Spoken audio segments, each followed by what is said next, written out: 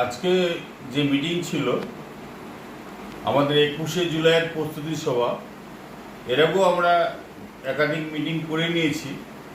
তবে আজকে আমরা আরও অনেক বৃহৎ আকারে মিটিংটা করলাম, কারণ সাংগঠনিক অনেক আলাপ আলোচনা করলাম।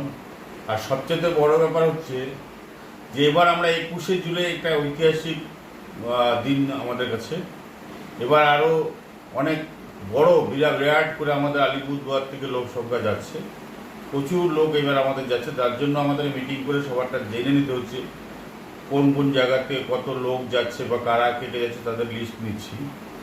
তার জন্য আজকে আমরা মিটিং, যেভাবে বিজেপি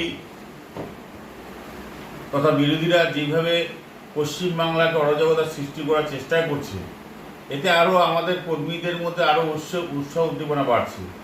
শুভেন্দু অধিকারীর মতন লোক যখন এ ধরনের নিচু স্তরের কটু কথাগুলো বলছে আমাদের নেত্রীর বিরুদ্ধে, আমাদের দলের নেতৃত্বের বিরুদ্ধে, তখন মানুষ আরও ক্ষোভে হয়ে যাচ্ছে, যার ফলে আরও অতি উৎসাহে লোক 21শে জুলাই মঞ্চে যাচ্ছে। এবং আমরা জানি না, আমরা যে বিজেপি মানে যে চিন্তাধারা আগাচ্ছিল তাতে যত দিন যাচ্ছে তারা পিছিয়ে যাচ্ছে, কারণ মানুষ আরও উৎসাহে দিদির পাশে দাঁড়াতে যাচ্ছে। এবং এই 21শে জুলাই মঞ্চে দিদিকে সকলের সাপোর্ট জানাতে এবং এই অনুষ্ঠানকে সাফল্য আনতে যাচ্ছে।